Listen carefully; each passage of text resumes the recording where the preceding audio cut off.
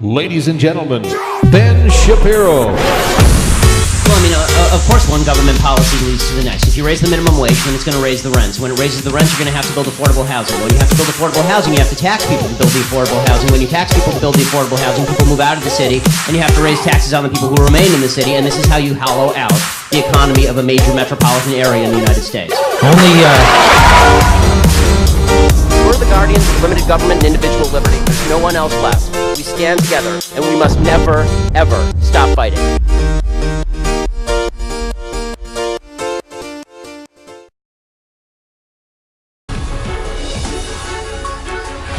So developing tonight, there's a new backlash over a certain visitor to Trump Tower. Comedian Steve Harvey dropped by on Friday to meet with the president-elect, and then he found himself on the receiving end of some serious heat for doing so.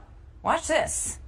I love Steve Harvey and I have respect for Steve Harvey, and I think his intentions were accurate or appropriate rather. But my disagreement is the way in which he's being used by folk like Donald Trump. Because to keep bringing up comedians and actors and athletes to represent black interests is demeaning, it's disrespectful, and it's condescending. It was a bunch of mediocre Negroes being dragged in front of TV as a photo op for Donald Trump's exploitative campaign against black people. Wow. All right, joining me now, Michael Eric Dyson is a Georgetown University professor of sociology, and he is the author of the new book, Tears We Cannot Stop, A Sermon to White America. And we welcome him here tonight. Good to have you with us tonight, sir. Thanks for having me. You see what's going on there, and you've written a book.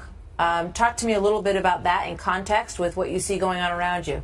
Well, in my book, I talk about the way in which white America has viewed race, has been taught to think about race, and has not been self-conscious about their racial formation. They don't think of themselves as having a race in the same way when men hear gender, they think, oh, that's a bunch of women. No, that's you too. You're a man. Many white Americans are not taught to think about race in a self-conscious way. So what I wanted to do is to invite white Americans into a conversation about race, to think about how it's constructed, about how white innocence, white fragility, white vulnerability are all thrown in there together, and how sometimes white people get resentful, understandably, of being asked to talk about a subject that they have no skills to talk about because they've not been practiced in it. So what I wanted to do is to talk about this in a serious way. Police brutality, to talk about the kind of resurgence of racism, especially in regard to President Obama, and then talk about the broader culture in which we live, where racial animus, anti-black sentiments have been expressed and unleashed, and how we negotiate those. So I wanted to, as a minister, preach to white America. I think we hear so much more about racism now than we did when I was growing up. I feel like relationships were better then.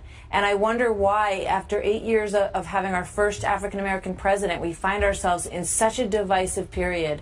How do you think that reflects on him, perhaps? And do you believe it does? Well, it does in this sense. I think Barack Obama's presence provoked a kind of nastiness and viciousness. For instance, you can have legitimate disagreements with Barack Obama and not be accused of being a racist.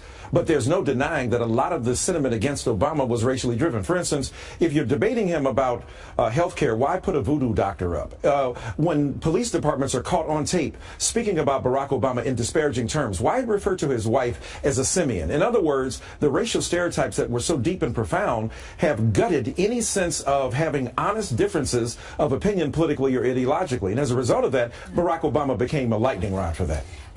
Respond, if you would, to the argument that we just saw on that tape. Right. The use of the phrase mediocre Negroes. I mean, you've got Steve Harvey going over there to have a conversation. He said, look, I'm going to give this president a chance. What is wrong with that? Look, there's nothing wrong. Steve Harvey, as was said, is a remarkable man and a successful man. There's no problem with that. The problem is Donald Trump, not Steve Harvey. Look, if you want to have a conversation in white America, do you go to Miley Cyrus or Mitch McConnell? The point is that why do an end run around Mitch McConnell or John Boehner or Paul Ryan and speak to, say, I don't know, George Clooney? The point is that there are political representatives of African American culture. So you're saying Steve Harvey isn't the person for that conversation with President Donald Trump? I'm saying that if you're talking about serious issues of weight, value, and gravitas in black America, no, I don't think a comedian is the top of the list. But Leonardo DiCaprio can go talk about climate change with President Obama. And Angelina Jolie and Brad Pitt are perfectly suited to go to the White House. I think, look, Steve Harvey should but have the right. But they did that all the time. They talked about policy at the White House. I love Steve Harvey, but I don't think Steve Harvey should be. But who are the you to say that figures. Steve Harvey can't go have a conversation with I Donald didn't say Trump? that. And if he does, he's going to be criticized for it. I'm saying, look, he can be You're criticized saying he wasn't for it. the right guy. I'm saying Steve Harvey is a friend of mine, and I love him. I'm saying Steve Harvey is not the person who was on the point, is the point man for discussing policy in Black America. I'm saying there are many people who are practicing that, who deal with that every day, who have strategic advantages because they've been thinking about this. Steve Harvey is the attempt by Donald Trump to avoid dealing with some serious weight and theological and theoretical and sociological analysis about what's going on in the community. Have a conversation with Steve Harvey. That's beautiful. But also have a conversation with people who have been thinking about this. William Jewis Wilson, a sociologist who's been thinking about this at Harvard. Turn to people who have been reflecting on this politically. And when you do that, then you have both Steve Harvey, who has a right to go to the White House, and those who have expertise in gravitas. All right. Thank you very much for sharing your thoughts with us today, and we hope to see you again soon. Look forward to it. Mr. Dyson. So here with more, Ben Shapiro, editor-in-chief of DailyWire.com, with his thoughts on this controversy. Ben, good evening to you. You heard our conversation, and you heard the piece of sound there from Marc Lamont Hill talking about mediocre Negroes that he said were paraded, basically to check boxes for Donald Trump. What do you think? Well, I mean, I think, first of all, anybody who says that somebody's a mediocre Negro because they disagree politically makes you a less than mediocre person. I mean, it's really quite a disgusting thing to say. And I don't think it's intellectually honest for Professor Dyson to be talking about how they were just wanting someone with more expertise. Because I really doubt that if Donald Trump had invited Thomas Sowell, for example, or Jason Riley of the Wall Street Journal to come in and talk about housing policy, they would have been supremely happy either. What this really is about is there's a cadre of people on the left who get very insulted anytime a Republican reaches out to a prominent black person who doesn't immediately slap that hand away and say, listen, you guys are the bad guys, because too many folks on the left like to racially polarize in order to make hay politically, and that really is quite terrible. I mean, the fact is that if we're going to build a better country, we're going to need to reach across the aisle, not just on racial lines, but along political lines, and labeling everybody one way politically based on the color of their skin is the essence of racism. The idea that your race is inherently connected with your political thought is inherently racist, and the left refuses to acknowledge that, unfortunately. How do we, what can Donald Trump do to sort of start to bridge that divide? And do you have any hope that he can?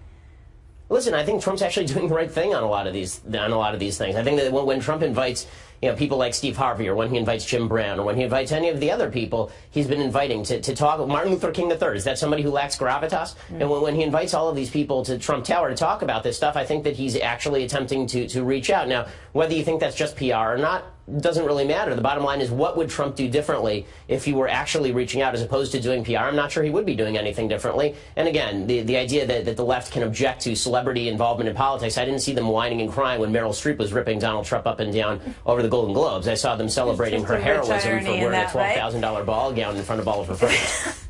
Ben Shapiro, thank you very much. Good to see you, Ben. You too.